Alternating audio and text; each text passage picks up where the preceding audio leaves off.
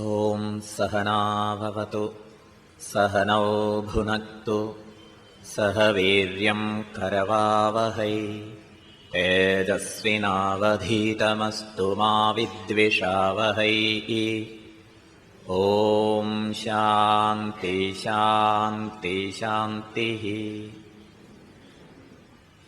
ഓം ബ്രഹ്മാനന്ദരസാനുഭൂതികലിതൈ പൂതൈ സുഷീതൈ സിതൈ യുഷ്മദ്വാക്ഖലശോജ്ജിതൈ ശ്രുതിസുഖൈ വാക്യാമൃതൈ സേചയ സന്തപ്തം ഭവതാപദാപദഹനജ്വാലാഭിരേണം പ്രഭോ ധന്യാസ്തേ ഭവതീക്ഷണക്ഷണഗതേ പാത്രീകൃതാ സ്വീകൃതാഃ.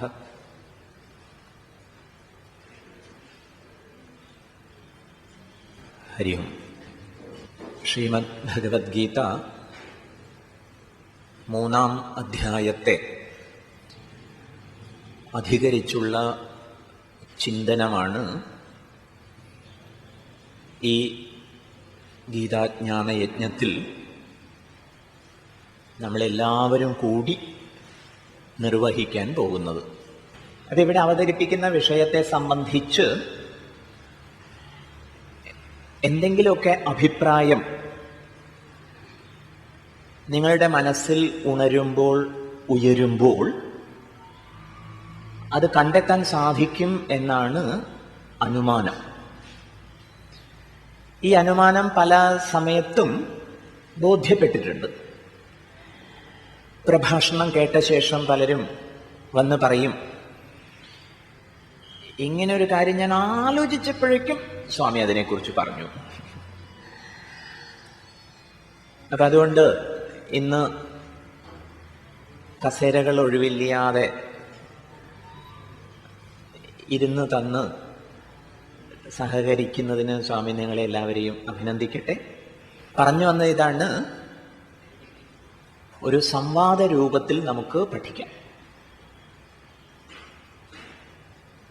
എന്താണ് പഠന വിഷയം?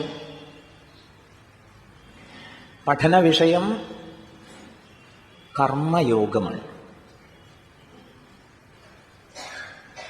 ഇവർ തയ്യാറാക്കിയിട്ടുള്ള നോട്ടീസിൽ 5 ദിന സമീക്ഷ എന്ന് കുറിച്ചിട്ടുണ്ട്. ശ്രദ്ധയിൽപ്പെട്ടിട്ടുണ്ടോ? ഓരോരോ ആവശ്യങ്ങൾ വരികയാണ്. ഗീതാജ്ഞാന യജ്ഞം എന്ന് പറഞ്ഞാൽ മതി. എങ്കിലും ഓരോ ദിവസവും പറയുന്ന വിഷയം അങ്ങനെ പ്രത്യേകമായിട്ട് സ്വാമി വിചാരിച്ചതും കൊള്ളാം. 5 ദിവസം കൊണ്ട് 3-ാം അധ്യായത്തെ 5 തിരിച്ച് പറഞ്ഞാലോ? ഈ നിലയിലുള്ള ഒരു അന്വേഷണത്തിന്റെ ഭാഗമായി 5 വിഷയങ്ങൾ കണ്ടെത്തപ്പെട്ടിരിക്കുന്നു. ഇന്നത്തെ വിഷയം കർമ്മസരണി എന്നതാണ്. നാളെ നമുക്ക് ചർച്ച ചെയ്യാനുള്ളത് ശ്രേയോപഥം എന്ന വിഷയമാവും. അതിനടുത്ത ദിവസം ശ്രേഷ്ഠാചാരത്തെക്കുറിച്ച് ചിന്തിക്കാം. തുടർന്ന് നിർമ്മമ ശാന്തി എന്ന വിഷയത്തെ പ്രകാശിപ്പിക്കുന്ന ശ്ലോകങ്ങളാണ് പരിചയപ്പെടുക. ഒടുവിലത്തെ ദിവസം മനോജയം എന്നതായിരിക്കും ചർച്ചാ വിഷയം. കർമ്മസരണി അത് നമുക്ക് ഇന്ന് പരിഗണനയ്ക്കെടുക്കാം. സരണി എന്ന് പറഞ്ഞാൽ വാഗർത്ഥം വഴി എന്നാണ്. അപ്പൊ കർമ്മത്തിന്റെ പാത. ഭഗവാൻ 3-ാം അധ്യായത്തിൽ മനുഷ്യന്റെ ജന്മസാഫല്യ സാക്ഷാത്കാരത്തിന് കർമ്മത്തെ രാജകീയ പാതയായി പരിചയപ്പെടുത്തുന്നു. നമ്മളെല്ലാവരും ഈ അധ്യായം പഠിക്കാൻ പോകുന്നവരെന്ന നിലയിൽ ഇത് മനസ്സിൽ നന്നായി കുറിച്ചിട്ടുള്ളൂ. എന്താ കുറിച്ചിടേണ്ടത്? ജന്മസാഫല്യ സാക്ഷാത്കാരത്തിന് കർമ്മത്തിന്റെ രാജകീയ പാത, റോയൽ പാത്ത് ടുവേഴ്സ് ലിബറേഷൻ. ഇത് മനസ്സിൽ കുറിച്ചിടാം. മറ്റൊരു കാര്യം കൂടി സ്വാമിക്ക് പറയാൻ തോന്നുന്നത്,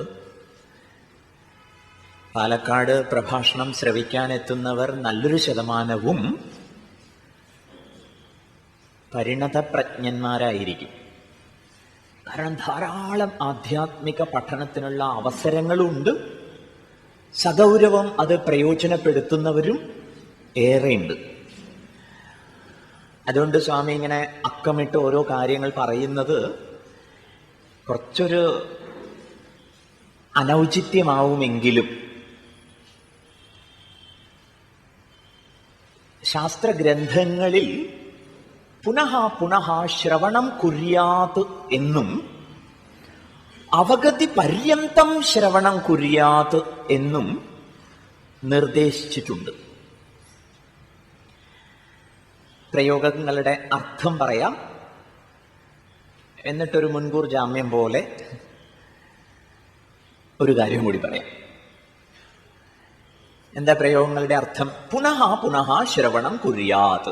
പുനഃ വീണ്ടും, പുനഃ വീണ്ടും, വീണ്ടും വീണ്ടും ശ്രവണം കേൾക്കൽ, കുര്യാത് ചെയ്താലും വീണ്ടും വീണ്ടും കേൾക്കണം. മറ്റൊരു പ്രയോഗം അവഗതി പര്യന്തം ശ്രവണം കുര്യാത്. അവഗതി എന്ന് പറഞ്ഞാൽ ശരിയായ ജ്ഞാനനിഷ്ഠ അത് കൈവരും വരെ കേൾക്കണം. പറയാൻ ഏറെ വിഷയങ്ങളുണ്ടെങ്കിൽ വീണ്ടും വീണ്ടും ഇങ്ങനെ കേൾപ്പിക്കാം എന്ന് വെക്കാം. പക്ഷെ പറയാൻ ആകെ ഒരു വിഷയമുള്ളൂ. അപ്പോൾ പിന്നെ പറഞ്ഞത് തന്നെ പല പ്രകാരം ആവർത്തിക്കുക എന്നുള്ളതേ ആധ്യാത്മിക ശാസ്ത്ര വിഷയത്തിൽ ഒരു സൗകര്യം ഉള്ളൂ. ഈ വസ്തുത നമുക്ക് മനസ്സിലാവുമല്ലോ. അതിന്റെ പശ്ചാത്തലത്തിൽ കർമ്മയോഗം എന്ന അധ്യായം നിങ്ങൾ നന്നായി മനസ്സിലാക്കിയിട്ടുണ്ടാവാം. വീണ്ടും സ്വാമി ഉപയോഗിക്കുന്ന ശൈലി ഏതായിരിക്കും? കേട്ടതും മനസ്സിലാക്കിയതുമായിട്ടുള്ള കാര്യം ഒന്നുകൂടി സ്വാമി മനസ്സിലാക്കാൻ ശ്രമിക്കുന്നത് പോലെ, ഒന്നേന്ന് പറഞ്ഞ് തുടങ്ങാന്നൊക്കെ കേട്ടിട്ടില്ലേ? അതുപോലെയായിരിക്കും അവതരിപ്പിക്കുന്നത്. അത് അനൗചിത്യമായിട്ട് എണ്ണില്ലല്ലോ. വേഗം തീരുമാനമാവട്ടെ. പകരം എന്തായിട്ട് തീരുമാനിച്ചോളണം? പുനഃ പുനഃ ശ്രവണം. ഓക്കെ. ഭഗവത്ഗീത സാർവലൗകിക ദാർശനിക ഗ്രന്ഥമാണ് എന്ന് നമുക്ക് തൻ്റെ ഇടത്തോടെ പറയാം. പണ്ടിത് പറയുമ്പോൾ അതിന് പരിമിതി ഉണ്ടായിരുന്നു. സാർവലൗകികം എന്ന് പറഞ്ഞാൽ എന്താ അർത്ഥം? എല്ലാ ലോകത്തിനും അനുഗുണമായത് എന്നാണ് വാഗർത്ഥം. സാർവലൗകികം, സർവലോകത്തെയും സംബന്ധിക്കുന്നത്. പണ്ടിതിന് പരിമിതി ഉണ്ടായിരുന്നു. എന്താ പരിമിതി? ഇത് എല്ലായിടത്തും എത്തിച്ചേർന്നു എന്ന് പറയാൻ പറ്റില്ല. ആ നിലയിലൊരു പരിമിതി ഉണ്ടായിരുന്നു. പക്ഷെ ആ നിലയിൽ മാത്രമേ പരിമിതിയുള്ളൂ. എവിടെ എത്തിയാലും ഇത് സ്വീകരിക്കപ്പെടുന്നുള്ള വിഷയത്തിൽ പരിമിതി ഉണ്ടായിരുന്നിട്ടില്ല. ഇന്ന് പക്ഷേ ഭഗവത്ഗീത ഏറെ പ്രചരിതമായിട്ടുണ്ട്. അവിടെയൊക്കെ ഇത് സ്വീകരിക്കപ്പെടുന്നുണ്ട്. സ്വാമി കേട്ട വാർത്തയിൽ എത്രത്തോളം ഓഥന്റിസിറ്റി ഉണ്ട് എന്നറിയില്ല. പല യൂണിവേഴ്സിറ്റികളിലും, അമേരിക്കയിലും മറ്റു പല യൂണിവേഴ്സിറ്റികളിലും ഭഗവത്ഗീത പഠന വിഷയവും ആക്കിയിട്ടുണ്ടത്രേ. നമ്മുടെ നാട്ടിൽ അങ്ങനെ ഒരു ഔചിത്യമൊന്നും തോന്നില്ല. ഒരുപക്ഷെ അല്ലാതെ രീതിയിൽ പഠിപ്പിക്കുന്നത് കൊണ്ട് വേണ്ടാന്ന് വെച്ചിട്ടാവും. അപ്പൊ ഇക്കാലത്ത് ഭഗവത്ഗീത സാർവലൗകിക ഗ്രന്ഥം എന്ന് പറഞ്ഞാൽ അത് എല്ലാ പ്രകാരത്തിലും സ്വീകരണീയമാണ്. ശരിയോ? സാർവലൗകിക ദാർശനിക ഗ്രന്ഥം. ദാർശനിക ഗ്രന്ഥം എന്ന് പറഞ്ഞാൽ ദർശന ഗ്രന്ഥം. ദർശനം എന്ന് പറയുന്നത് തത്വചിന്തയാണ്. തത്വചിന്തയ്ക്ക് എന്തേ ദർശനം എന്ന് പേരിടാൻ കാരണം? ദർശനം എന്ന് പറഞ്ഞാൽ കണ്ണുമായി ബന്ധപ്പെട്ടതാണ്, കാഴ്ചയുമായി ബന്ധപ്പെട്ടതാണ്. ലോകം ഒരു പ്രകാരത്തിൽ തന്നെ എക്കാലവും പുറത്ത് സംഭവിക്കുന്നുള്ളൂ. ലോകം ഒരേ പ്രകാരമാണ് എക്കാലത്തും സംഭവിക്കുക. സംഭവിക്കുക എന്ന് സ്വാമി പറയാൻ കാരണം, ഇവിടെ തുടർച്ചയായ ഭവനം ഉണ്ട്, ആയിത്തീരൽ. പക്ഷെ അതിൻ്റെ രൂപമാതൃക, പാറ്റേൺ അത് ഒന്ന് തന്നെയാണ്. പക്ഷേ പുറത്തുള്ള സംഭവഗതികൾ, പുറത്ത് നടക്കുന്ന സംഭവഗതികൾ, സംഭവത്തിൻ്റെതായ രീതി, വിധാനം, പ്രവാഹം ഓരോരുത്തരും ഓരോ പ്രകാരത്തിൽ സ്വീകരിക്കുന്നു. ശരിയല്ലേ? ഇത് തീരുമാനിക്കുന്നത് എന്താണ് എന്ന് ചോദിച്ചാൽ ഓരോരുത്തരുടെയും കാഴ്ചയാണ്, കാഴ്ചപ്പാടാണ്. കുറച്ചുകൂടി താത്വികമായി പറയുമ്പോൾ ദർശനമാണ്. അപ്പൊ ദർശനം നമ്മെ സങ്കടത്തിലേക്കും സങ്കീർണതകളിലേക്കും ശോക സാഗരത്തിലേക്കും നയിക്കുന്ന പ്രകാരത്തിലുണ്ട്. സന്തോഷത്തിലേക്കും സ്വാതന്ത്ര്യത്തിലേക്കും ശാന്തിയിലേക്കും നയിക്കുന്ന പ്രകാരവും ഉണ്ട്. നേരത്തെ പ്രയോഗിച്ച ചില പദങ്ങളൊന്നുകൂടി ആവർത്തിക്കട്ടെ. കാഴ്ച, കാഴ്ചപ്പാട്, ദർശനം. കാഴ്ച എന്നുള്ളത് കാണുന്ന രീതി, അത് ഓരോരുത്തരിലും വ്യത്യാസമാണ്. റൈറ്റ്?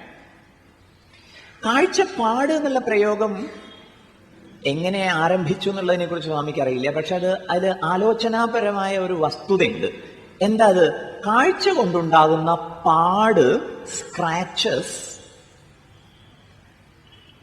അത് നമ്മുടെ കാഴ്ചയെ, പിന്നീടുള്ള കാഴ്ചയെ സ്വാധീനിക്കും.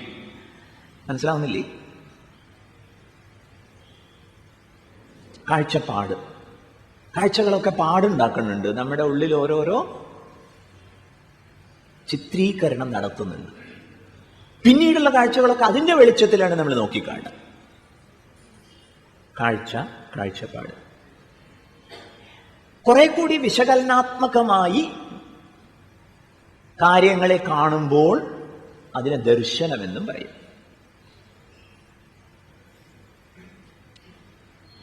ദർശനം നമ്മുടെ ജീവിതത്തെ തീരുമാനിക്കുന്നു. അത് ആഴമുള്ള, സമഗ്രമായ, ആകത്തുകയിലുള്ള ദൂരക്കാഴ്ചയിൽ പ്രതിഷ്ഠിതമാകുമ്പോൾ സന്തോഷത്തിലേക്കും സ്വാതന്ത്ര്യത്തിലേക്കും നിതാന്ത ശാന്തിയിലേക്കും നമ്മെ നയിക്കും എന്നാണ് ആചാര്യന്മാരുടെ അനുഭവ ഉദ്ഘോഷണം, പ്രഖ്യാപനം. ഒന്നുകൂടി ആവർത്തിക്കട്ടെ.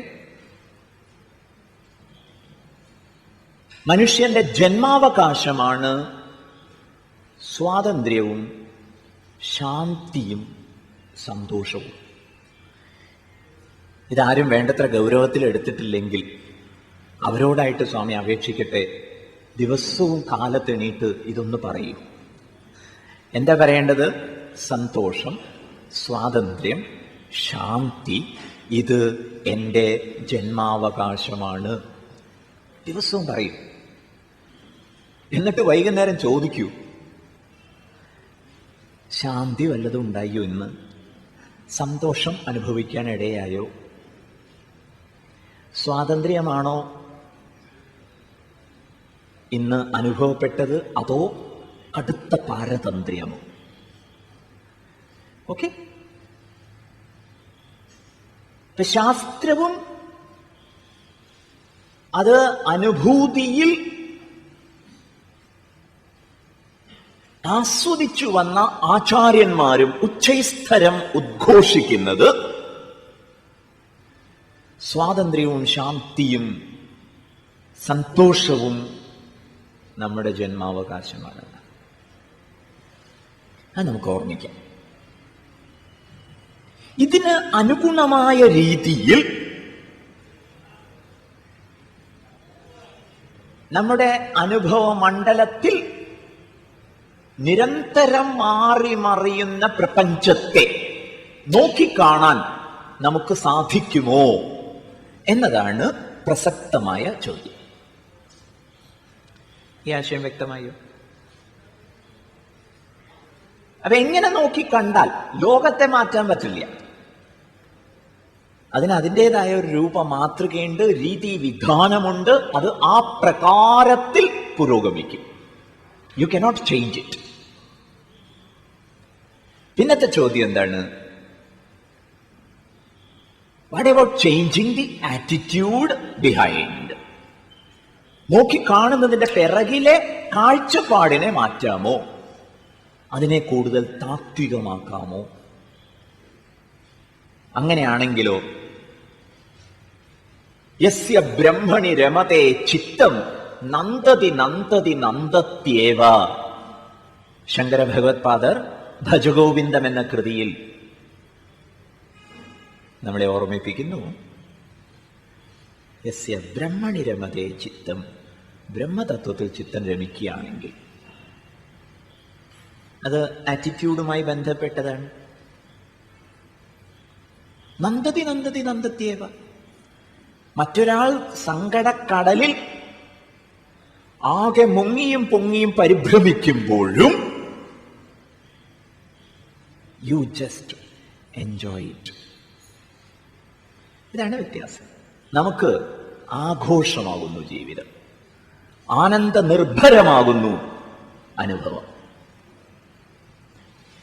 ഓക്കെ. അതുകൊണ്ട് താത്വികമായ ദർശനത്തെക്കുറിച്ച്, കാഴ്ചപ്പാടിനെക്കുറിച്ച് ആലോചിക്കണം. ലോകത്തെ മാറ്റിമറിക്കുന്നതിനെ കുറിച്ചല്ല. രണ്ട് മാറ്റങ്ങളെക്കുറിച്ച് പൊതുവെ ചർച്ച ചെയ്യപ്പെടാറുണ്ട്. ഒരു മാറ്റത്തിന്റെ പേര് വ്യവസ്ഥിതി മാറ്റം എന്നാണ്. മറ്റൊരു മാറ്റത്തിന്റെ പേര് മനസ്ഥിതി മാറ്റം എന്നാണ്. ഒന്ന് ആവർത്തിക്കാം അല്ലേ? എന്തൊക്കെ മാറ്റങ്ങളാണ്?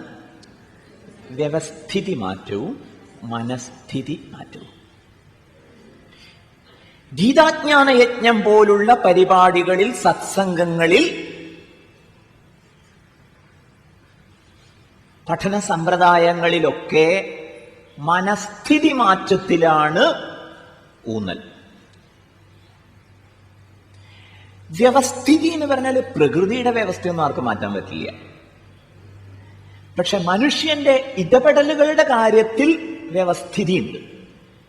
ഭരണ സംവിധാനം ഒരു സിസ്റ്റമാണ്, ഒരു വ്യവസ്ഥിതിയാണ്. അതൊക്കെ മാറ്റുന്ന പ്രകാരത്തെക്കുറിച്ച് പ്രത്യയശാസ്ത്രപരമായ ചർച്ചകളൊക്കെ വ്യാപകമായിട്ടുണ്ട്. ശരിയല്ലേ? അത് തെറ്റോ ശരിയോ എന്ന വാദത്തിനൊന്നും നമ്മൾ മുതിരണ്ട. സ്വാമിക്ക് തോന്നുന്നത് ഒരു വശത്ത് വ്യവസ്ഥിതി മാറ്റത്തിനുള്ള ചർച്ചയും തീരുമാനങ്ങളൊക്കെ എടുക്കപ്പെടട്ടെ. പക്ഷെ അതിനേക്കാൾ പ്രധാനമാണ് മനസ്ഥിതി മാറ്റം. ഇവിടെ ഊന്നൽ മനസ്ഥിതി മാറ്റത്തെ സംബന്ധിച്ചതാവുന്നു. ഓക്കെ. എങ്ങനെ നോക്കിക്കാണണം? ആചാര്യന്മാർ പറയുന്നത് എങ്ങനെ നോക്കിക്കണ്ടാലാണോ നിങ്ങൾ സ്വസ്ഥരും ശാന്തരും സന്തുഷ്ടരും സ്വാതന്ത്ര്യമുള്ളവരുമാവുക, അങ്ങനെ നോക്കിക്കാണൂന്ന. ഓക്കെ. ഇതാണ് ആചാര്യന്മാർ പറയുന്നത്. ഈ സമയത്ത് നമുക്കൊരു കുസൃതി ചോദ്യം ഉള്ളിൽ ഉണരും. എന്താ കുസൃതി ചോദ്യം? കാഴ്ചയിൽ മാറ്റം വരുത്തുന്നത് കൊണ്ട് ബാഹ്യലോകത്തിന്റെ വാസ്തവസ്ഥിതിക്ക് മാറ്റം വരണില്ലല്ലോ. കാഴ്ചയിൽ മാറ്റം വരുത്തി നമ്മൾ സ്വാസ്ഥ്യവും സ്വാതന്ത്ര്യവും സന്തോഷവും നുകർന്നാൽ അതൊരു തരത്തിലുള്ള ഹിപ്നോട്ടിസം പോലെയൊക്കെയല്ലേ ആവുള്ളൂ. മനസ്സിലാവുന്നില്ലേ? അങ്ങനെ ഒരു കുസൃതി ചോദ്യം. ഈ സമയത്ത് സ്വാമിക്ക് രാമായണത്തിലെ പ്രസിദ്ധമായൊരു ശ്ലോകം ഓർമ്മ വരുന്നു. സുമിത്രാദേവി ലക്ഷ്മണന് നൽകിയ പാഥേയം എന്ന് പറയട്ടെ. കാരണം വലിയൊരു യാത്രയ്ക്ക് പോവുകയാണ് ലക്ഷ്മണൻ. 14 വർഷം നീണ്ടു നിൽക്കുന്ന യാത്രയ്ക്ക് മുതിർന്ന ലക്ഷ്മണനോട് സുമിത്രാദേവി പറയുന്നത്, രാമം ദശരഥം വിദ്ധി മാം വിദ്ധി ജനകാത്മജാം അയോധ്യാമടവിം വിദ്ധി ഗച്ഛതാത യഥാസുഖം എന്നാണ്. അവിടെയും മെസ്സേജ് എന്താ? U cannot change the system or the situation. ബാഹ്യമായ വ്യവസ്ഥിതിയെയോ വസ്തുതകളെയോ നിനക്ക് മാറ്റാൻ പറ്റില്ല. You just change your attitude so that you will be free and happy. ശരിയല്ലേ? നോക്കിക്കാണുന്ന വിധം മാറ്റൂ. രാമനെ കാണുമ്പോൾ ആരെ ഓർമ്മിച്ചോളണം? നിന്റെ അച്ഛനെ ദശരഥനെ ഓർമ്മിച്ചോളണം. സീതാദേവിയെ കാണുമ്പോഴൊക്കെ അമ്മ അമ്മ അമ്മ എന്നാലോചിക്കാം. കാട്ടിന്റെ കണ്ടക മാർഗം മുള്ളൊക്കെ നിറഞ്ഞ സങ്കീർണമായ വഴികളിലൂടെ ചരിക്കുമ്പോൾ നീ എന്ത് തീരുമാനിച്ചോളണം? അയോധ്യ രാജധാനിയും. It is like a hypnotism. നിങ്ങളെ പറഞ്ഞു മയക്കൂ. അങ്ങനെയല്ലേ എന്നൊരു കുസൃതി ചോദ്യം ഉണ്ടാവും. മനസ്സിലാവണില്ലേ? ആ ചോദ്യം ഇരിക്കട്ടെ. പക്ഷേ ഒരു മറുചോദ്യം ചോദിക്കട്ടെ. ഇന്ന് നമ്മൾ ലോകത്തെ കാണുന്ന സമയത്ത് യഥാതഥമായി കാണുകയാണോ ചെയ്യുന്നത്, അതോ പല ഭാവനകളും കലർത്തി അതിനെ കളറ് കലർത്തി അതിനെ സങ്കീർണമാക്കി സങ്കടപ്പെടുന്നില്ലേ? ശരിയല്ലേ? ചിലരൊക്കെ സ്വാമിയോട് വന്ന് പറയാറുണ്ട്, സ്വാമിജി, എനിക്ക് ഈ സാഹിത്യവും കലയും അതിലൊന്നും വലിയ താല്പര്യമില്ല. സാഹിത്യ ഭാഷ, നോവലുകളും കഥകളും കവിതകളും ഇതൊന്നും എനിക്ക് രുചിക്കില്ല. എനിക്ക് സാഹിത്യ അഭിരുചിയില്ല. സ്വാമിക്ക് അത്തരക്കാരോട് ചോദിക്കാനുള്ളത്, വളരെ ആസ്വദിക്കുന്ന ഒരു വസ്തുതയെ, വേറൊരാൾ വളരെ ആസ്വദിക്കുന്ന ഒരു വസ്തുതയെ, ഒരു ലോക അനുഭവത്തെ നിങ്ങൾ സങ്കടകരമെന്നെണ്ണുന്നില്ലേ? അതിൻ്റെ പിറകിൽ ഭാവനയില്ലേ? ഇത് തന്നെയല്ലേ സാഹിത്യം? മനസ്സിലാക്കി? ഒരു കവി പറയണത് സന്ധ്യയെ നോക്കിയിട്ട്, അദ്ദേഹം വലിയ കൃഷ്ണഭക്തനൊന്നും ആയിരുന്നില്ല, അവസാന കാലത്ത് ആയിരുന്നിട്ടുണ്ടാവാം, അതുകൊണ്ടാവാം ഈ കൃതി വന്നത്. സ്വാമിക്ക് അതിന്റെ പശ്ചാത്തലം വൃത്തിയായിട്ട് അറിയില്ല. അദ്ദേഹം സന്ധ്യയെ നോക്കിയിട്ട് പാടുന്നത്, കുഞ്ഞിനുടുക്കുവാൻ സന്ധ്യകൾ ആടകൾ മഞ്ഞൾ പിഴിഞ്ഞു വിരിക്കുന്നു. കുഞ്ഞിനുടുക്കുവാൻ സന്ധ്യകൾ ആടകൾ മഞ്ഞൾ പിഴിഞ്ഞു വിരിക്കുന്നു എന്ന് കാണുന്നത് കളറ് കലർത്തിയതല്ലേ? മനസ്സിലാവുന്നില്ലേ? അപ്പൊ അത് കവിഭാവനയാണ്.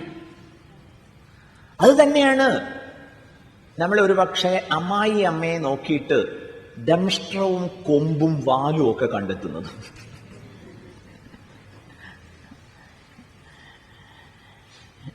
ഇതെല്ലാവർക്കും അപ്ലിക്കബിൾ ആയിട്ടുള്ള കാര്യമല്ല. ചിലരെ സംബന്ധിച്ചിടത്തോളം അങ്ങനെ ഒരു പ്രയാസമുണ്ട്, പലരും തുറന്നു പറഞ്ഞിട്ടുണ്ട്. അപ്പൊ അവിടെ ഭാവന കലർന്നിട്ടില്ലേ? ശംഖുപുഷ്പം കണ്ണെഴുതുമ്പോൾ ശംഖുപുഷ്പം കണ്ണെഴുതി എന്ന് കണ്ടാൽ പോരെ, കണ്ണെഴുതുന്നില്ല. ശംഖുപുഷ്പമായിട്ട് ഇങ്ങനെ വിരിഞ്ഞു നിൽക്കുന്നു, അത്രയേ ഉള്ളൂ. അവിടെ കണ്ണെഴുതി എന്നുള്ളത് ഭാവനയാണ്. ശകുന്തല ഓർമ്മ വരുന്നത് അതിനേക്കാൾ അപ്പുറത്തെ ഭാവനയാണ്. ശരിയല്ലേ? അപ്പൊ ഭാവന നിറഞ്ഞ കണ്ണുകളോടെ ലോകത്തെ കണ്ട് കഷ്ടപ്പെടുന്നതിന് പകരം ശോഭനമായ ഒരു കാഴ്ച കൊണ്ട് എന്തുകൊണ്ട് സന്തോഷിച്ചുകൂടാ? ഓക്കെ, ഈ ഒരു ചോദ്യമാണ് സ്വാമിക്ക് ഇപ്പൊ ചോദിക്കാനുള്ളത്. ചോദ്യം അവിടെ തന്നെ നിൽക്കട്ടെ. അതിന്റെ ഉത്തരം, ഇതൊരു ഹിപ്നോട്ടിസം അല്ലേ എന്നതിന്റെ ഉത്തരം പിന്നീടും പറഞ്ഞോളാം. തൽക്കാലം ഇപ്പൊ എന്താ മറുപടി? ഹിപ്നോട്ടിസം ആണ്, എന്താ കുഴപ്പം എന്നാണ്. മനസ്സിലായില്ലേ? നിങ്ങൾ ഞങ്ങളെ പറഞ്ഞു മയക്കുകയല്ലേ. ഒരിക്കലും രാമൻ ദശരഥനാകുന്നില്ലല്ലോ, ഒരിക്കലും സീത സുമിത്രാദേവിയാകുന്നില്ലല്ലോ. കാട് എത്രയൊക്കെ ഭാവന ചെയ്താലും fact remains as the same, right? കാട് എപ്പോഴും കാടായിട്ടിരിക്കും, അല്ലാതെ അത് അയോധ്യയാവുന്നില്ല, റൈറ്റ്? അപ്പൊ അത് ഹിപ്നോട്ടിസം അല്ലേ? എന്താ മറുപടി? ആണ്, എന്താ കുഴപ്പം? അത് നമുക്കിത്തിരി സന്തോഷം തരുന്നുണ്ടെങ്കിൽ, അത് ഇത്തിരി ശാന്തി തരുന്നുണ്ടെങ്കിൽ ഹാവ് ഇറ്റ്. ശരിയല്ലേ? അതിന് ഉപോത്പലകമായിട്ടാണ് സ്വാമി ഒരു കാര്യം പറഞ്ഞത്. അല്ലെങ്കിലേ നമ്മൾ കലർത്താൻ മിടുക്കരാണ്. എന്ത് കലർത്താൻ? കളറുകൾ കലർത്താൻ. എല്ലാം കലർത്തിയിട്ടാണ് കാണുന്നത്. എ കാണുന്നത് പോലെയല്ല ബി കാണുന്നത്, ബി വിലയിരുത്തുന്നത് പോലെയല്ല സി കാര്യങ്ങളെ വിലയിരുത്തുന്നത്, സി ആസ്വദിക്കുന്നത് പോലെയല്ല ഡി ലോകത്തെ കാണുന്നതും ആസ്വദിക്കുന്നത്. വ്യത്യാസമില്ലേ? അപ്പൊ എക്സ്റ്റേണൽ വേൾഡ് സെയിം ആണെങ്കിൽ what makes the difference? Right? ഓരോരുത്തരും കലർത്തുന്ന കളറുകളാണ് വ്യത്യസ്തതയെ ഉണ്ടാക്കുന്നത്. ശരിയല്ലേ? അപ്പൊ അങ്ങനെയാണെങ്കിൽ സുഗമമായി കാണാൻ നമുക്ക് എന്തുകൊണ്ട് നമ്മളെ പരിശീലിപ്പിച്ചുകൂടാ? അതിനെ ഒരു ഹിപ്നോട്ടിസം എന്നെന്തിനു നമ്മൾ നിഷേധിക്കണം? ഈ ചോദ്യമാണ് ഇപ്പോ പരിഗണനയിൽ വെക്കേണ്ടത്. സ്വാമി ഉത്തരം പറഞ്ഞിട്ടില്ല, മറ്റൊരവസരത്തിലേക്ക് മാറ്റിവെക്കുന്നു. അപ്പൊ ചോദ്യം നിങ്ങൾ ഒരു സൈഡിൽ കീപ്പ് ചെയ്തോളൂ. ഓക്കെ? മനസ്ഥിതി മാറ്റം കൊണ്ട് ലോകാനുഭവങ്ങളെ സുഗമമാക്കാം എന്ന പ്രസ്താവനയും അതിനെ സംബന്ധിക്കുന്ന ഒരു ചോദ്യവും മറുചോദ്യവും ഇപ്പൊ നമ്മൾ കണ്ടു. ഉത്തരമായിട്ടില്ല. ഉത്തരം അവിടെ ഇരുന്നോട്ടെ. ശ്രീമദ് വിവേകാനന്ദ സ്വാമികളുടെ ഒരു നിരീക്ഷണം ഈ വിഷയത്തിൽ ഞങ്ങളുടെ ശ്രദ്ധയിൽപ്പെടുത്താം മുന്നോട്ട് പോകുന്നതിന് മുമ്പ്. അതെന്താ? ശ്രീമദ് വിവേകാനന്ദ സ്വാമികൾ ഹിപ്നോട്ടിസം അല്ലേ എന്ന് ചോദിച്ചതിന് മറുപടി പറഞ്ഞത്, no no no no, it is rehypnotism. Already you are hypnotised. ഇപ്പോഴേ ഒരു മായാഭ്രമത്തിലാണ്, മോഹനിദ്ര. ഹിപ്നോട്ടിസത്തിന് മലയാളം അങ്ങനെയാണ് അവർ തർജ്ജമ ചെയ്ത് കേട്ടുള്ളത്. മോഹനിദ്രയിലാണ് ഓൾറെഡി. ഇപ്പോഴേ മോഹനിദ്രയിലാണ്. ഇനിയോ ആ മോഹനിദ്രയിൽ നിന്ന് ഉണർത്തുന്ന പ്രക്രിയയാണ് നടത്തുന്നത്, അല്ലാതെ പറഞ്ഞു പറ്റിക്കുന്ന പ്രക്രിയ അല്ല. ഇത് പറഞ്ഞു പറ്റിക്കലല്ല, പിന്നെയോ മോഹനിദ്രയിൽ നിന്ന് ഉണർത്തലാണ്. ഹിപ്നോട്ടിസം ആണോ എന്ന് ചോദിച്ചാൽ എന്താ മറുപടി? No no no no, it is rehypnotism. Okay, ഇത്രയും മതി തൽക്കാലം. ഇനി നമുക്ക് മുന്നോട്ട് പോകാൻ നോക്കാം. ഇവിടെ എന്താ വിഷയം? കർമ്മം പരിചയമില്ലേ എന്ന് ചോദ്യം. കർമ്മം പരിചയമില്ലേ? ഓ,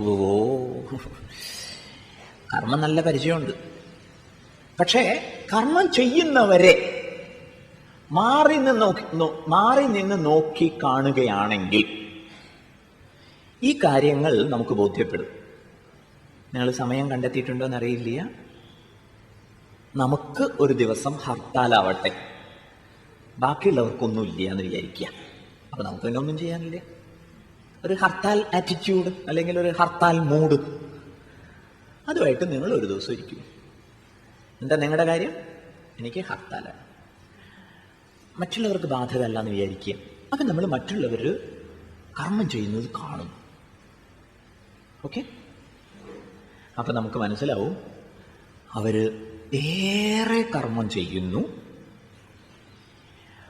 എന്തിനെയോ ഭയക്കുന്നു, അങ്ങേയറ്റം പരിഭ്രമിക്കുന്നു, the end of the day എന്നൊക്കെ പറയുന്നത് പോലെ ഒടുവിൽ സങ്കടപ്പെടുകയും ചെയ്യും. ഇത് നമ്മൾ വ്യാപകമായി കാണുന്ന ഒരു കാഴ്ചയല്ലേ? നമ്മുടെ കാര്യം നമ്മൾ ആലോചിക്കുന്നില്ല എന്ന് വെക്കുക. മറ്റുള്ളവർ ചെയ്യുന്നതിനെ നോക്കി കാണുകയാണെങ്കിൽ എന്താ കാണുന്നത്? ഏറെ കർമ്മം ചെയ്യുന്നു, എന്തിനെയോ ഭയക്കുന്നു, അതിലേറെ പരിഭ്രമിക്കുന്നു, ഒടുവിൽ അശാന്തി സ്വന്തമാക്കുകയും ചെയ്യും. റൈറ്റ്? ഇങ്ങനെയാണ് കർമ്മം ചെയ്യുന്നതെങ്കിൽ നമ്മൾ കുട്ടികളോടൊക്കെ പറയുന്നത് പോലെ ഇതാണ് നിന്റെ പഠനത്തിന്റെ രീതിയെങ്കിൽ, ഇതാണ് നിന്റെ സമീപനമെങ്കിൽ, പൊന്നുമോനെ രക്ഷപ്പെടാൻ പോണില്ല. റൈറ്റ്? ആര് പറഞ്ഞു ഇങ്ങനെ ഭയപ്പെടാൻ? ആരെയും നമ്മളെ പഠിപ്പിച്ചത് പരിഭ്രമിക്കാൻ? എന്തേ നമുക്ക് ആലോചിക്കാൻ പറ്റാത്തത്? കർമാനുഷ്ഠാനം സന്തോഷത്തിലേക്കും ശാന്തിയിലേക്കും നയിക്കേണ്ടതല്ലേ? ചോദ്യങ്ങൾ മനസ്സിലായില്ലേ? ഈ ട്രെയിനിലൊക്കെ പോകുന്ന സമയത്ത്, ബസ്സിൽ യാത്ര ചെയ്യുന്ന സമയത്തൊക്കെ നമ്മളെങ്ങനെയാ കയറാറ് എന്നുള്ളത് വല്ല വീഡിയോ ഒക്കെ എടുത്ത് നോക്കേണ്ടി വരും. പക്ഷെ നമ്മൾ കയറി സ്വസ്ഥരായിട്ടിരുന്നാൽ, സ്വസ്ഥരായിട്ടിരിക്കുക എന്ന് പറഞ്ഞാൽ ഒരു 10-20 മിനിറ്റ് എടുക്കും. സീറ്റ് കിട്ടിയാലും സ്വസ്ഥരാവില്ല.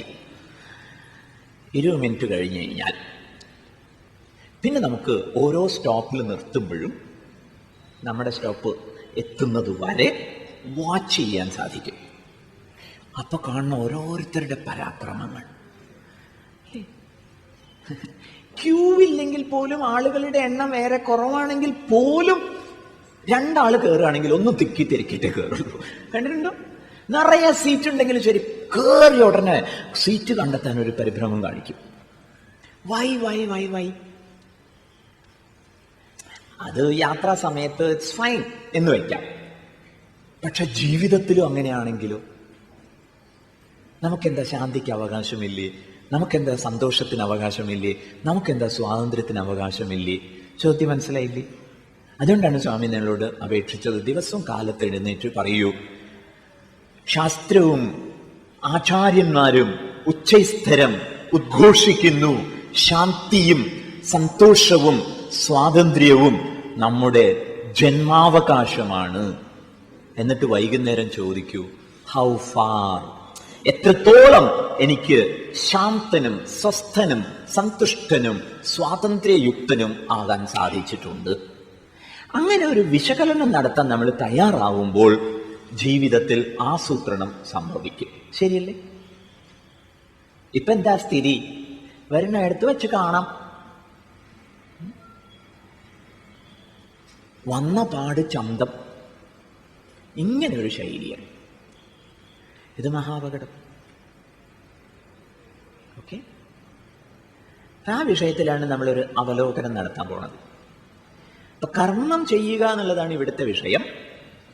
കർമാനുഷ്ഠാനത്തിന്റെ വിഷയത്തിൽ കുറേ കർമ്മം ചെയ്യുന്നു, ഏറെ പരിഭ്രമിക്കുന്നു, എന്തിനെയോ ഭയപ്പെടുന്നു, അശാന്തി സ്വന്തമാക്കുന്നു എന്ന ദുരവസ്ഥയുണ്ട്. കർമ്മം എന്തിനു വേണ്ടി ചെയ്യണമെന്ന് ചോദിച്ചാൽ 3-ാം അധ്യായം നമ്മളോട് പറയുന്നു, കർമ്മം നിങ്ങളുടെ വ്യക്തിത്വ വികാസത്തിനും കുടുംബ ഭദ്രതയ്ക്കും സാമൂഹ്യ ശ്രേയസ്സിനും രാഷ്ട്രത്തിന്റെ അഭ്യുന്നതിക്കും വേണ്ടി ചെയ്യൂ. അവിടം കൊണ്ടും അവസാനിക്കുന്നില്ല. ലോക കല്യാണം, ഇതിനു വേണ്ടി കർമ്മം ചെയ്യൂ എന്നാണ് ആദേശം. ഓക്കെ, 3-ാം അധ്യായം അവതരിപ്പിക്കുന്ന കർമ്മ സംബന്ധിയായ നിർദ്ദേശം അത് വ്യക്തിത്വ വികാസം, കുടുംബ ഭദ്രത, സാമൂഹ്യ ശ്രേയസ്, രാഷ്ട്ര അഭ്യുന്നതി, ലോക കല്യാണം, ലോകക്ഷേമം. ഇത്രയും കാര്യങ്ങൾ ലക്ഷ്യമാക്കി ചെയ്യണമെന്നാണ്. പക്ഷെ ഇന്നത്തെ സ്ഥിതി എന്താ? വ്യക്തിത്വ വികാസത്തിന് പകരം കർമ്മത്തിന്റെ പേരിൽ ചുരുങ്ങി ചുരുങ്ങി ചുരുങ്ങി ചുരുങ്ങി ചുരുങ്ങി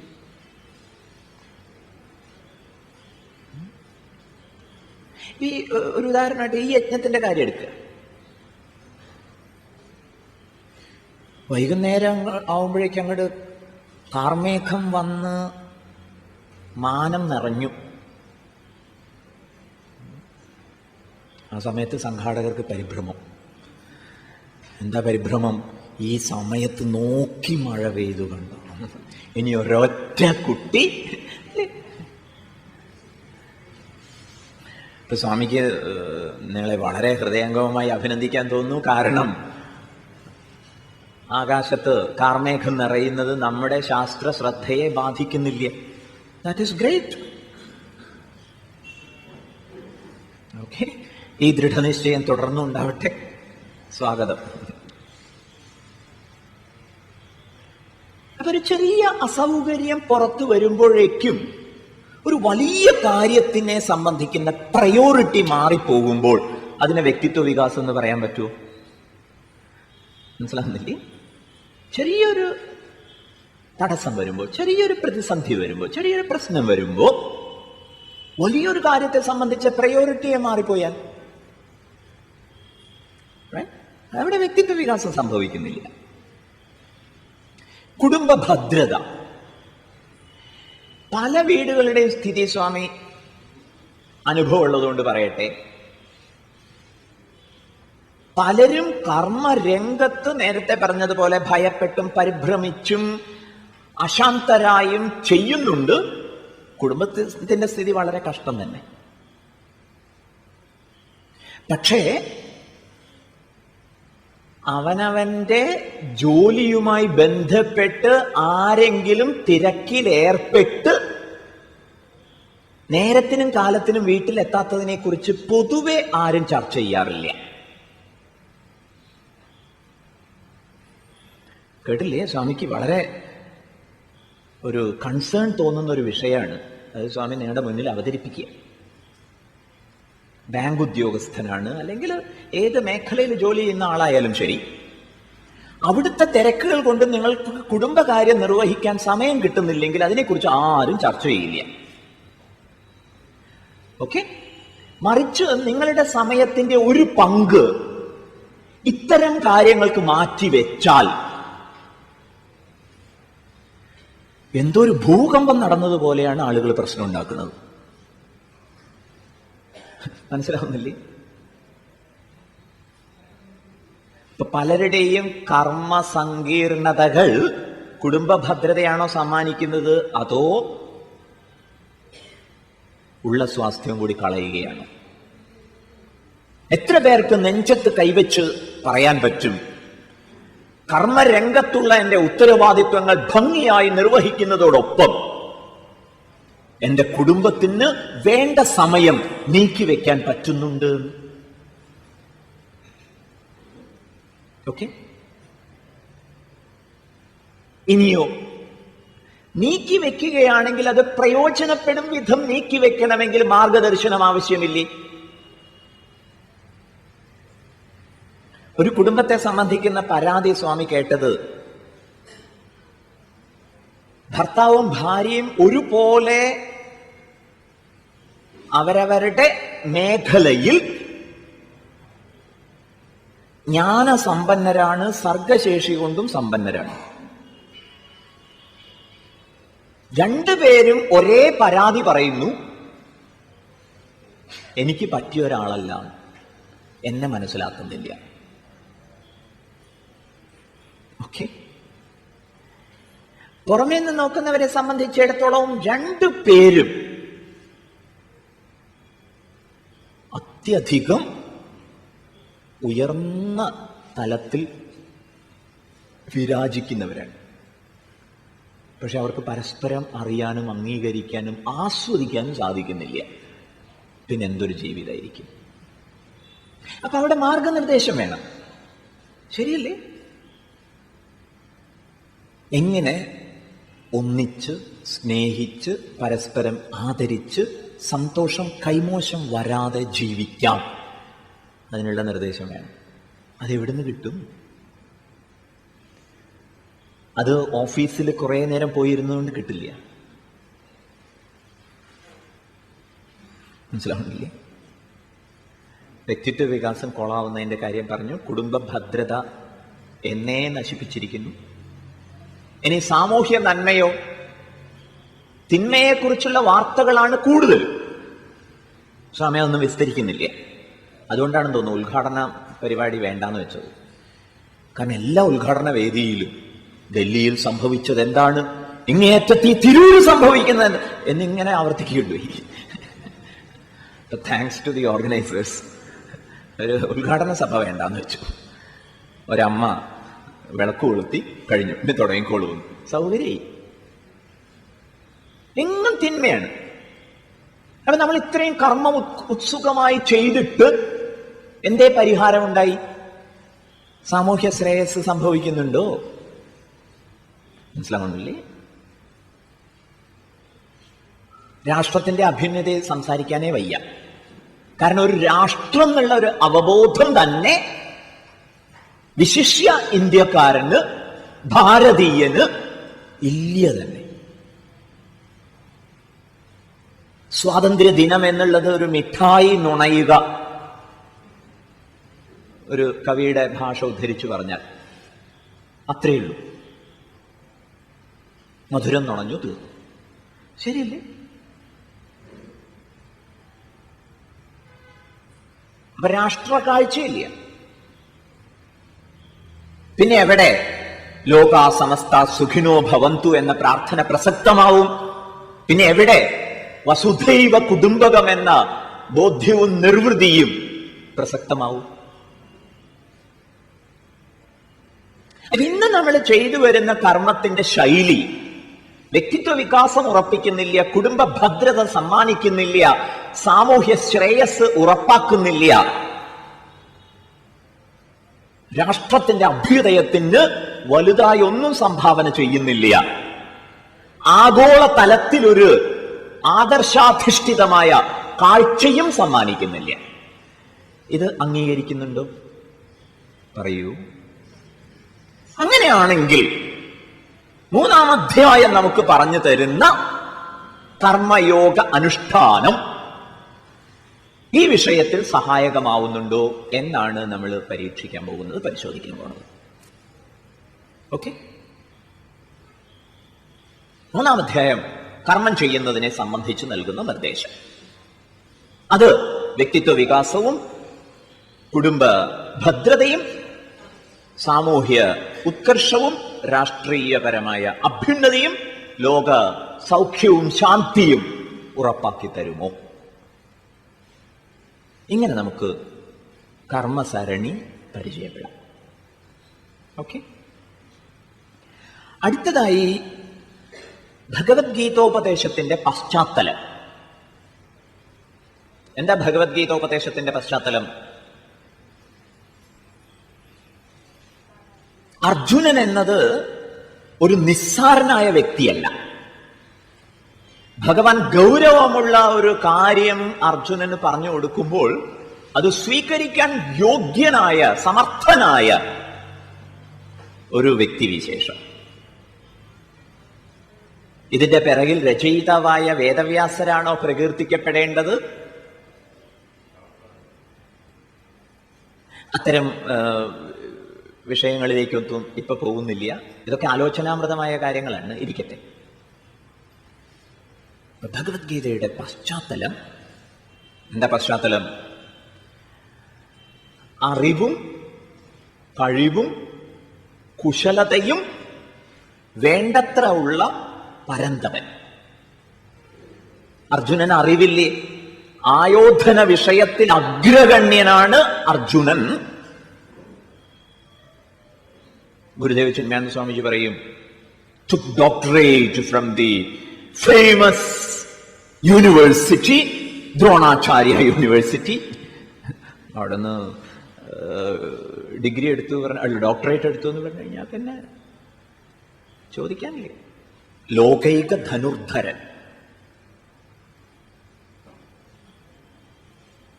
അറിവുണ്ട്, കഴിവുണ്ട്, കുശലതയുണ്ട്. ഇടതു കൈകൊണ്ട് അസ്ത്രമെയ്യാം, ഇരുട്ടത്തും ആയോധന വിദ്യയിൽ സമർത്ഥന. ഗുഡാകേശൻ എന്നിങ്ങനെയുള്ള പ്രയോഗങ്ങളെ കുറിച്ചൊക്കെ പറയും. സവ്യസാചി, ഇപ്പൊ കുശലതയിൽ സംശയമില്ല. പരന്തപൻ എന്ന പ്രയോഗമുണ്ട്. എന്താ പരന്തപൻ എന്ന് പറഞ്ഞാല്? ശത്രു സൈന്യം അർജുനനെ ചൊല്ലി ഭയപ്പെടുന്നു, തപിക്കുന്നു. ഇത്രയും യോഗ്യനായ പരന്തപനായ പാർത്ഥൻ തേർത്തടത്തിൽ നിസ്സാരനും നിസ്സഹായനുമായി തളർന്നു വീഴുന്ന ഒരു ചിത്രമാണ് ഗീതോപദേശത്തിന്റെ പശ്ചാത്തലം. ഈ ചിത്രം നമുക്കൊക്കെയുള്ള ഒരു താക്കീതാണ്, വാണിംഗ്. എന്താ താക്കീത്? എന്താ വാണിംഗ്? ആരുമായിക്കോട്ടെ, എത്ര കഴിവുറ്റവരായിക്കോട്ടെ, അറിവുള്ളവരായിക്കോട്ടെ, ഇതുപോലെ ഇതി കർത്തവ്യത മൂഢത എപ്പോ വേണമെങ്കിലും സംഭവിക്കാം. ഇതാണ് താക്കീത്. ആർക്കും എപ്പോഴും സംഭവിക്കാവുന്ന തളർച്ചയാണ് അർജുനനിലൂടെ ചൂണ്ടിക്കാണിച്ചു തരുന്നത്. മനസ്സിലാവുന്നില്ലേ? അർജുനൻ എന്തിന്റെ കുറവാണ്? ഇത് ചോദിക്കുന്നിടത്താണ് ഭഗവത്ഗീത പ്രസക്തമാവുന്നത്. പ്രത്യക്ഷത്തിൽ അർജുനന് ഒരു കുറവില്ല. അർജുനന്റെ ക്വാളിഫിക്കേഷനും അർജുനന്റെ കായിക ശേഷിയും അങ്ങനെ ഒരുപാട് കാര്യങ്ങൾ ചെക്ക് ചെയ്ത് കഴിഞ്ഞാൽ ഒക്കെ ടിക്ക് മാർക്കിടാം. Perfectly okay.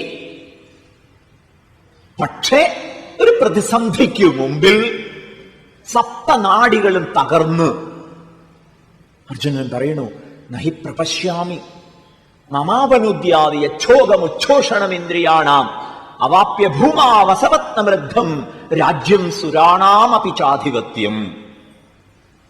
3 ലോകത്തിന്റെ ആധിപത്യത്തെയും ഡിസ്മിസ് ചെയ്യാണ് Arjunan. You cannot motivate such A person. അല്ലേ? അങ്ങനെ ഒരു വ്യക്തിയെ നമുക്ക് ആർക്കും മോട്ടിവേറ്റ് ചെയ്യിക്കാൻ പറ്റില്ല. കാരണം എന്താണ്? എല്ലാം ഡിസ്മിസ് ചെയ്തു. I don't want it. Who cares? ഇതൊക്കെ ആർക്ക് വേണം എന്നുള്ള മട്ടിൽ.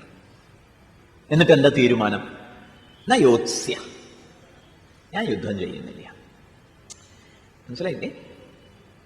ഇപ്പൊ യുദ്ധവിഷയത്തിൽ അർജുനനെ പ്രചോദിപ്പിക്കാൻ സാധ്യതയുള്ള കാര്യങ്ങൾ തൊട്ട് 3 ലോകത്തിന്റെ ആധിപത്യത്തെ തന്നെയാണ് അർജുനൻ ഡിസ്മിസ് ചെയ്തത്. ഇനിയിപ്പോ അതൊന്നും പറഞ്ഞിട്ട് കാര്യമില്ല. അങ്ങനെ അർജുനൻ തളർന്നു പോയെങ്കിൽ, നിഷ്ക്രിയനായി പോയെങ്കിൽ, ഇതാർക്കും എപ്പോഴും സംഭവിക്കാവുന്നതാണ്. ഇതാണ് താക്കീത്. അങ്ങനെ ഒരാളെ ഒരു പക്ഷത്ത് കൊണ്ട് നിർത്തിയിട്ടാണ് ഗീതോപദേശം. അതിൻ്റെ ഒരു ഗുണം എന്താണ്? ഏത് തലത്തിൽ നിൽക്കുന്നവർക്കും ഇത് ഉപകാരപ്പെടും. കാരണം എന്താണ്? ഇതേ ഒരാള് ഏത് എക്സ്ട്രീമിലാണ് പോയതെന്ന് ചെന്ന് നിൽക്കുന്നതെന്ന് നോക്കൂ. എന്താ അർജുനൻ ചോദിക്കുന്നത്? ജായസി ചെയ്ത് എന്ന് ചോദിച്ചാൽ ശ്രേയസി ചെയ്ത്, ശ്രേഷ്ഠമാണ് എങ്കിൽ. എന്ത്? കർമ്മണഃ ബുദ്ധി, കർമ്മത്തെക്കാൾ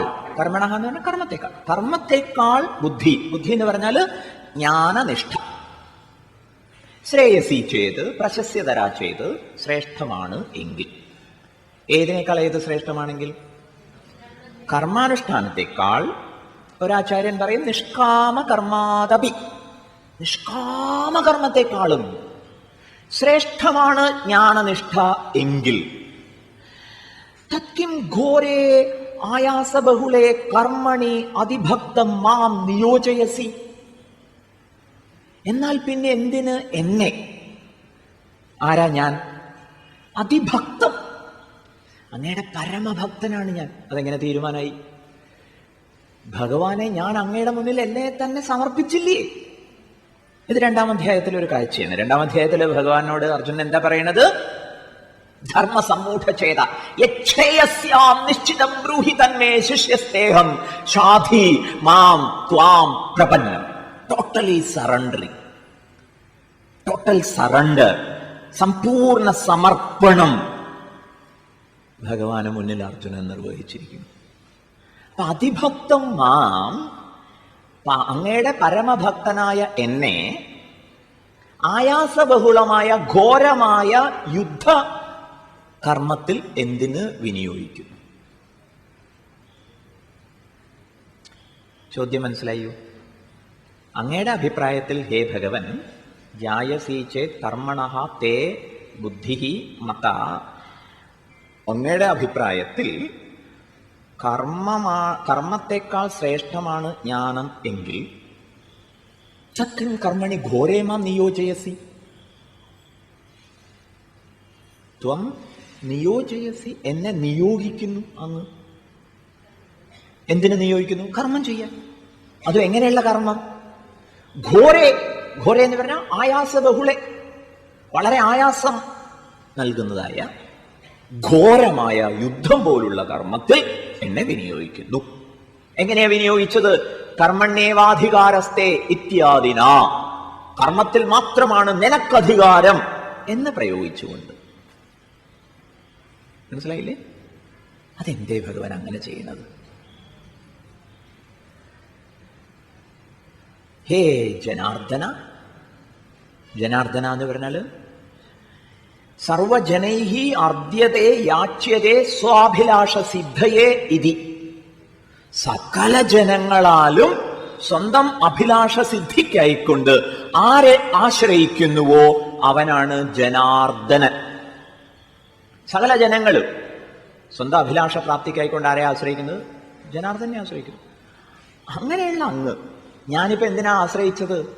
എന്തിനു വേണ്ടിയാണ് ഞാൻ അങ്ങയെ ആശ്രയിച്ചത്? ശ്രേയസ്സിന് വേണ്ടി. എന്നിട്ട് എനിക്ക് ശ്രേയസ്സിന് ഉപയുക്തമായ ജ്ഞാനനിഷ്ഠ പറഞ്ഞു തരുന്നതിന് പകരം കർമ്മത്തിൽ എന്നെ നിയോഗിച്ചത് ഭക്തനായിട്ട് പോലും എന്നോട് കാണിച്ചൊരു പക്ഷപാതമല്ലേ? ചോദ്യാർത്ഥം മനസ്സിലായില്ലേ? യായസീ ചേത് കർമ്മണസ്തേ മതാ ബുദ്ധിർജനാർദ്ദന തത്കിം കർമ്മണി ഘോരേ മാം നിയോജയസി കേശവ. വീണ്ടും അർജുനൻ പറയുന്നു, വ്യാമിശ്രേണേവ വാക്യേന. അങ്ങയുടെ വാക്യത്തെക്കുറിച്ചൊരു പ്രയോഗം, വിശേഷണം ഞാൻ പറഞ്ഞോട്ടെ.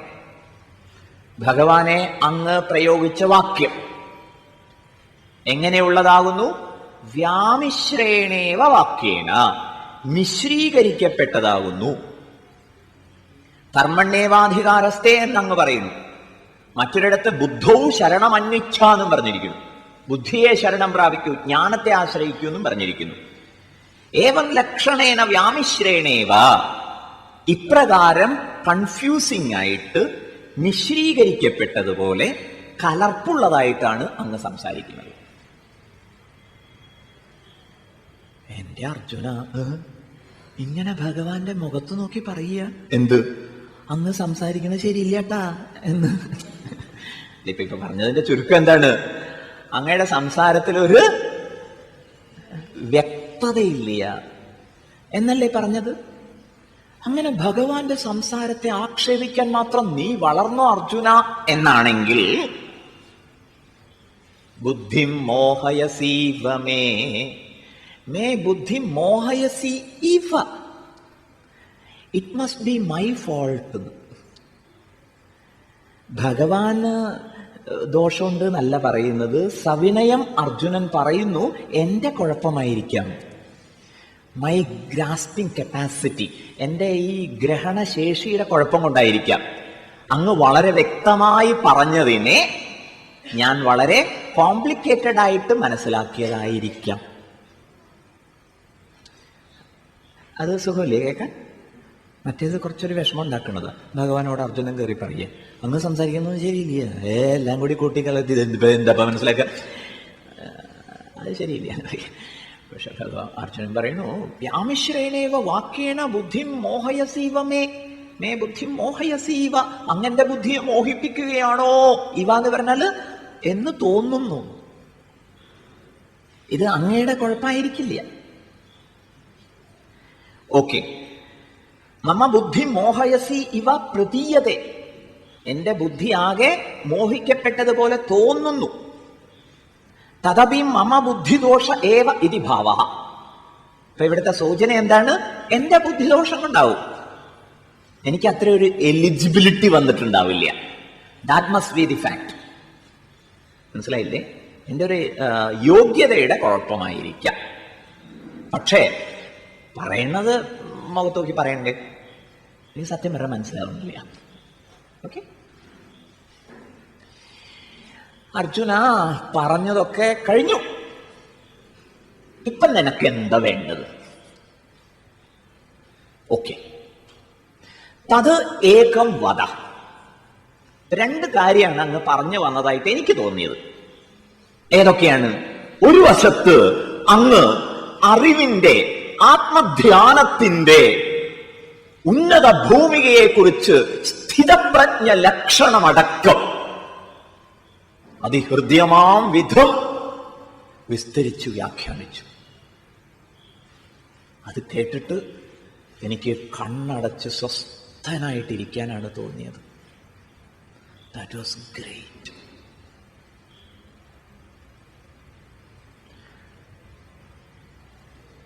I am excited. മറുവശത്ത് അങ്ങ് കർമ്മണ്യേവാധികാരസ്ഥേ മാ ഫലേഷു കഥാചന മാ കർമ്മഫലഹേതുർഭൂ മാതേ സംഗോസ്തു അകർമ്മണി എന്നിങ്ങനെയൊക്കെ പറഞ്ഞുകൊണ്ട് കർമ്മം ചെയ്യാനും പറഞ്ഞിട്ടുണ്ട്. Okay, now forget about it. ഇതുവരെ പറഞ്ഞതൊക്കെ മറന്നേക്കൂ. Do one thing. ഭഗവാനെ, എനിക്ക് വേണ്ടി ഒരു ഉപകാരം ചെയ്താലും. എന്താ ഉപകാരം ചെയ്യേണ്ടത്? തത് ഏകം നിശ്ചിത്യ വദ. You just decide. I am very poor. ഞാൻ ഈ ആലോചനാ വിഷയത്തിൽ വിവേകത്തിന്റെ കാര്യത്തിൽ വളരെ മോശക്കാരനാണ് എന്ന് തീരുമാനിക്കും. മനസ്സിലാവുന്നില്ലേ? And you think for me. അങ്ങ് എനിക്ക് വേണ്ടി ആലോചിക്കും. എങ്ങനെ ആലോചിക്കേണ്ടത്? യവനിപ്പോ ഏതാ കൂടുതൽ ഗുണം ചെയ്യാം? Think for me. മനസ്സിലാവുന്നില്ലേ പറയുന്നതിന്റെ ഒരു ഭാവം? അർജുനൻ പറയാണ്, എനിക്ക് വേണ്ടി അങ്ങ് ആലോചിക്കുക. അർജുന, നീ ആലോചിച്ച് തീരുമാനിക്കൂ എന്ന് പറഞ്ഞാൽ എനിക്ക് പറ്റില്ല.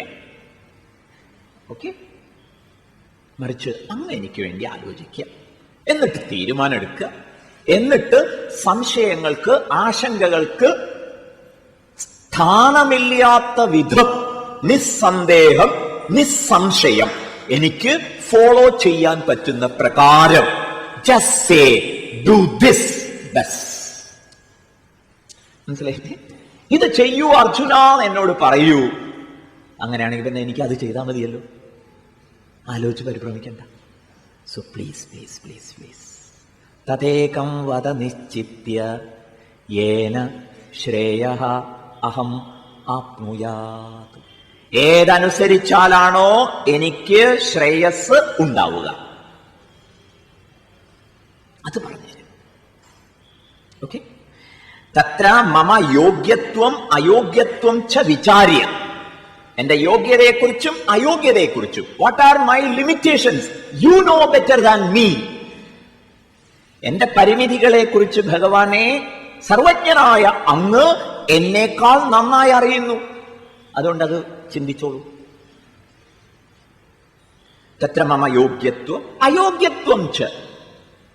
എന്റെ യോഗ്യതകളെയും അയോഗ്യതകളെയും വിചാരം ചെയ്തിട്ട് ഇതമേവ അസ്യ അർഹ ഇതി വിചിന്യ ഇതി നിശ്ചിത്യ.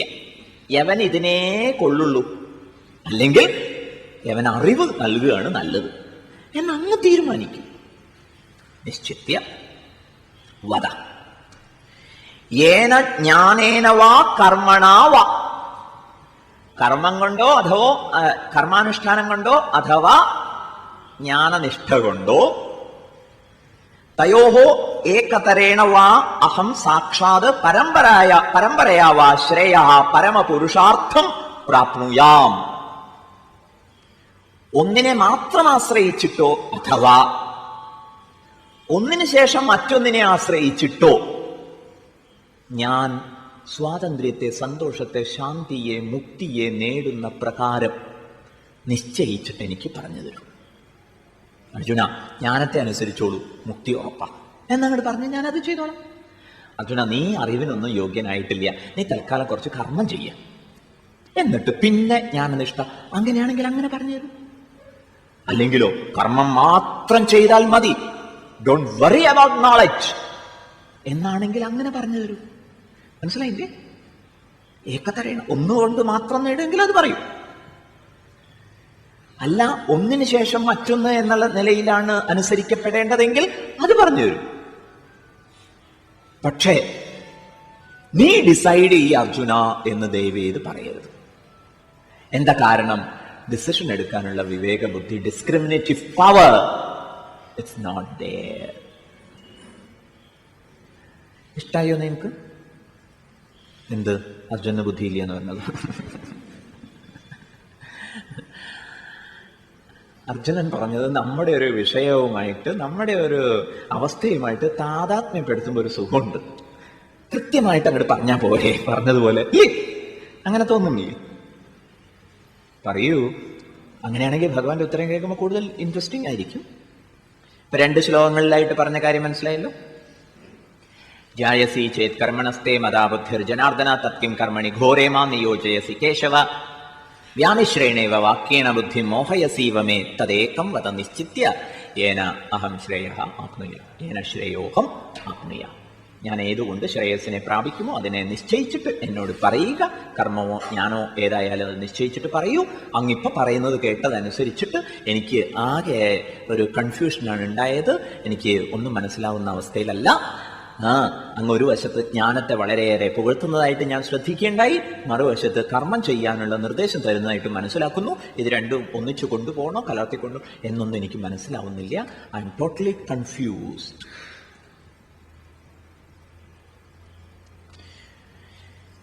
ഭഗവാൻ പറയണു, ശ്രീ ഭഗവാനുവാച ലോകേസ്മിൻ ദ്വിവിധാ നിഷ്ഠാ പുരാ പ്രോക്താ മയാ നഘ ജ്ഞാനയോഗേന സാംഖ്യാനാം കർമ്മയോഗേന യോഗിനാം. അസ്മിൻ ലോകേ, ഈ ലോകത്തിൽ. ഭഗവാന്റെ ഒരു ഭാവം നമ്മൾ ഈ ശ്ലോകം വെച്ച് ഭാവനയിൽ കാണാൻ ശ്രമിച്ചാൽ, ഏത് നമ്മൾ നമ്മുടെ ചുറ്റുപാടുള്ളവരുടെയൊക്കെ ഓരോരോ നടത്തവും പറച്ചിലും ചെയ്തിയും ഒക്കെ ഭാവന കൂട്ടി കാണാൻ ശ്രമിക്കാറില്ലേ? ഉണ്ടോ ഇല്ലേ? ഉണ്ട്. അതാണ് നമ്മുടെ പ്രശ്നം മുഴുവൻ.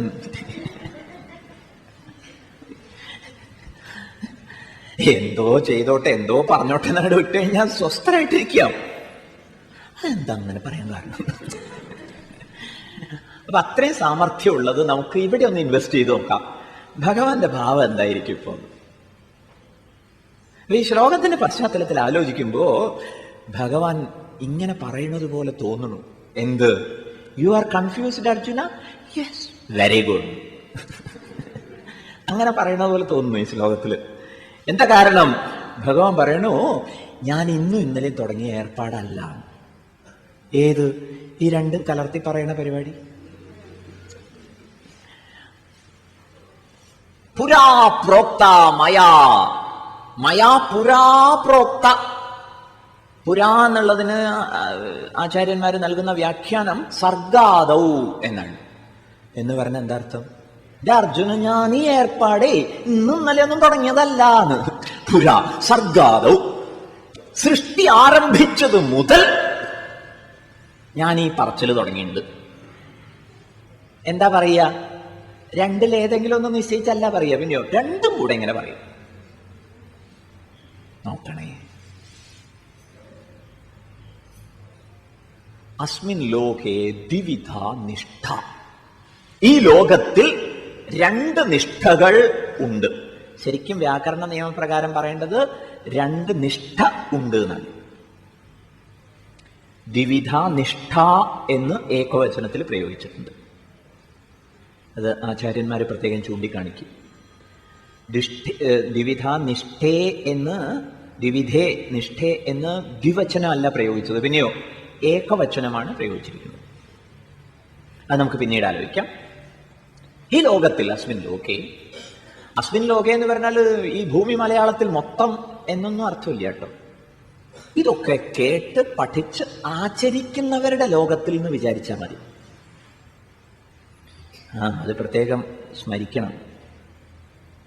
ലോകത്തിലെല്ലാവരും ഈ നിഷ്ഠയൊന്നും പാലിക്കുന്നില്ല. ഓരോരുത്തർ തോന്നിയതുപോലെയൊക്കെ ചെയ്ത് മുന്നോട്ട് പോവുക. It is not applicable for them. അസ്മിൻ ലോകേ എന്ന് പറഞ്ഞാൽ ഈ വിഷയം ചിന്തിക്കുന്നവരുടെ ലോകത്തിൽ ദ്വിവിധ നിഷ്ഠ, രണ്ട് പ്രകാരത്തിലുള്ള നിഷ്ഠയുണ്ട്. ഇതാര് പറഞ്ഞു വെച്ചതാണ്? മയാ.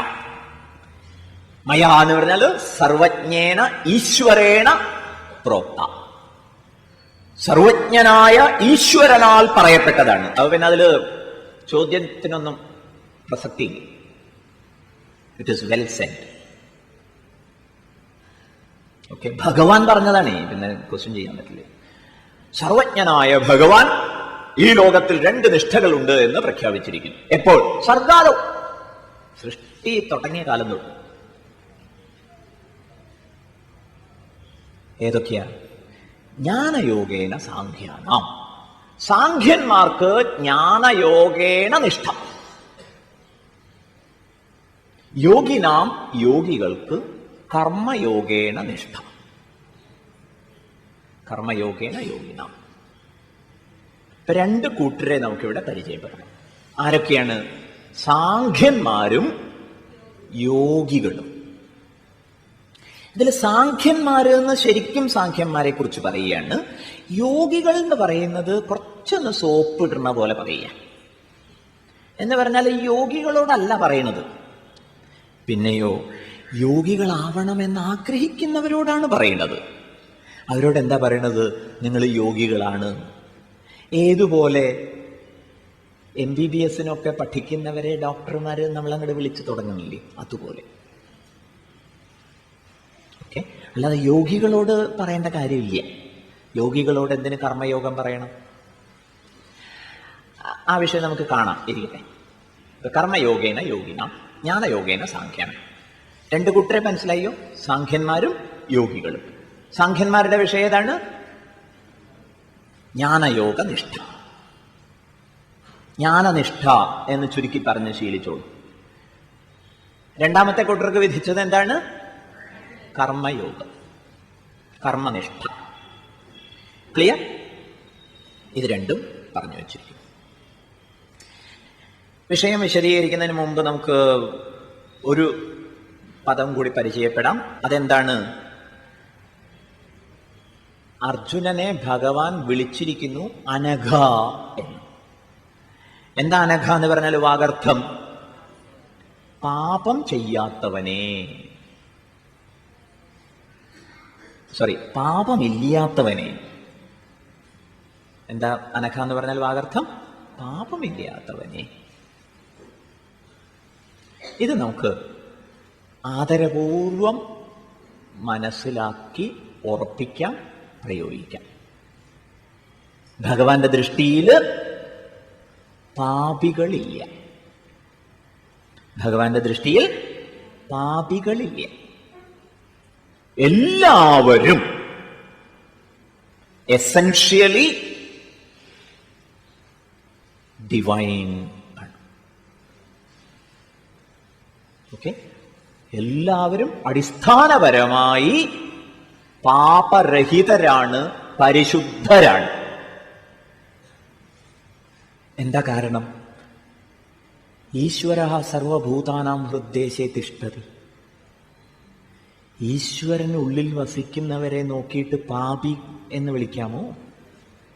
അത് വലിയ പാപമായി പോകും. ഓക്കെ?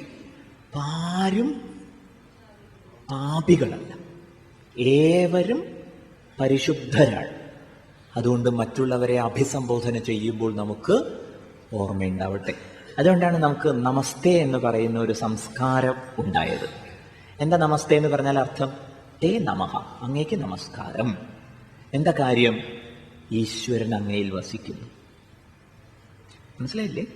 ചിലപ്പോഴൊക്കെ നമുക്ക് തോന്നും, ഓ നമസ്കരിക്കേണ്ട വകയും. അത് ബാഹ്യമായിട്ടുള്ള തല. പക്ഷെ അവരുടെ ഉള്ളിൽ ഈശ്വരൻ വസിക്കൊണ്ട് തേ നമഃ. ഇത് നമുക്ക് കൊച്ചുകുട്ടികളുടെ കാര്യത്തിൽ ഓർമ്മിക്കാം.